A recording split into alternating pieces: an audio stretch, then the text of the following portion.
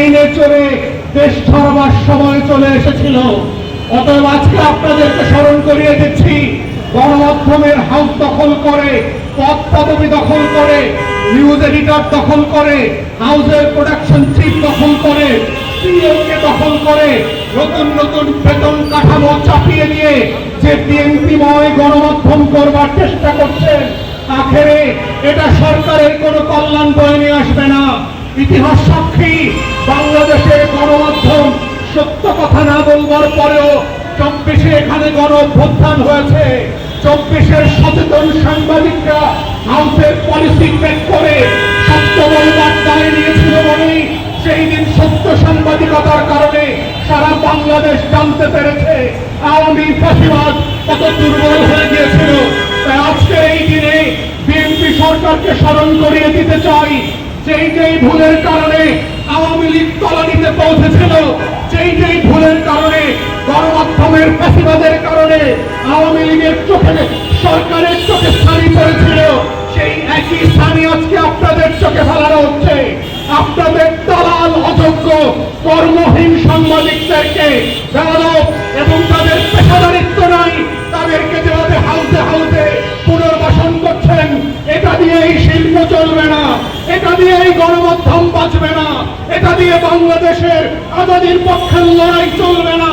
তাই আজকে আমরা সাংবাদিক সমিতি থেকে শুরু করে গণমাধ্যমের মালিকদেরকে স্মরণ করিয়ে দিতে চাই, দালালিপনা প্রচুর করেছেন, আওয়ামীর দোসরিপনা প্রচুর করেছেন।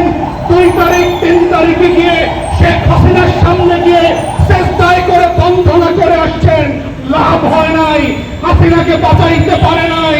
প্রথমত যে হাসিনা, সেই হাসিনাও পালাইছে, শেষ যে হাসিনা, সেই হাসিনাও পালাইছে। সারা জীবন ভালোবাসার আপনার গোলাপের হাসিনা, তারাও পালাইছে, আপনাদের পালানো ঠেকাইতে পারেন নাই। অতএব আমাদের বক্তব্য খুব পরিষ্কার, দালালি বন্ধ করেন, দোসরিপনা বন্ধ করেন। আমরা সকল গণমাধ্যমকে, মালিক পক্ষকে, সাংবাদিকদের নেতারা যারা আছেন বিভিন্ন গুরুত্বপূর্ণ পদে, নিউজের দায়িত্বে, প্রোডাকশনের দায়িত্বে যারা আছেন, সাথে কাজ করেন, তাহলেই হচ্ছে শিল্প বাঁচবে, গণমাধ্যম বাঁচবে, সাংবাদিকরা সম্মান নিয়ে সাংবাদিকতা করতে পারবে। সর্বশেষ বলতে পারছি, যেটা বলতে চাচ্ছি, আজকে এই গণমাধ্যমের একটা গুরুত্বপূর্ণ বিষয় যখন এখানে অবস্থান কর্মসূচি হচ্ছে, বাংলাদেশের অধিকাংশ টেলিভিশন এখানে আসে নাই। আমরা কিন্তু আপনাদের ব্যাপারে খবর রাখতেছি, কারা কারা আপনারা জনগণের পক্ষে দাঁড়াচ্ছেন, কারা কারা দাঁড়াচ্ছেন না, কারা কারা বিএনপির দালালি করতে গিয়ে সত্য খবরগুলো প্রকাশ করছেন না। টকশোতে বিরোধী দলীয় নেতাদেরকে ডাকা বন্ধ করে দিয়েছেন। এই ধরনের সকল বাস্তবতা ডিজিএফআই, এনএসআই, এসপিদেরকে দিয়ে গত 17 বছর করা হয়েছিল। আপনাদের পার্থক্য হচ্ছে আওয়ামী লীগ যেই বদমাইশিটা 4 বছর 5 বছর সময় নিয়ে শুরু করেছিল, আপনারা সেটা 2 মাসে শুরু করেছেন। আপনাদের কপালে কিন্তু শনি আছে, মাথায় রাখেন। 24-এর তরুণরা কিন্তু ঘরে ফিরে যায় নাই। অতএব আমাদের বক্তব্য, আমরা দেখি নাই, তাতে আমাদের থাকা পড়ে নাই।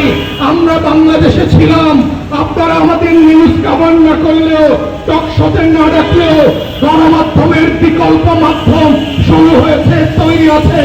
অতএব মনে করবেন না বাংলাদেশকে আপনারা জিম্মি করে বেঁচে থাকতে পারবেন, আপনার ব্যবসা টিকায় রাখতে পারবেন। তাই আপনাদেরকে অনুরোধ করছি, আহ্বান করছি, for God's sake come back to common sense, পেশাদারিত্বে ফিরে আসেন। সরকারের গুড বিজনেস যেটা আছে, গুড প্র্যাকটিস গুলো করেন, সরকারের সাথে বসেন। ইতিমধ্যে আমরা দাবি করেছি সাংবাদিকদের ওয়েট বোর্ড গঠন করা হয়নি অনেক বছর। সাংবাদিকদেরকে যে বেতন ভাতা দেওয়া হচ্ছে, এটা ন্যূনতম জীবন মানের সাথে যায় না। মিনিমাম লিভিং ওয়েজ সম্মানের সাথে পরিবার নিয়ে বেঁচে থাকার মতো না।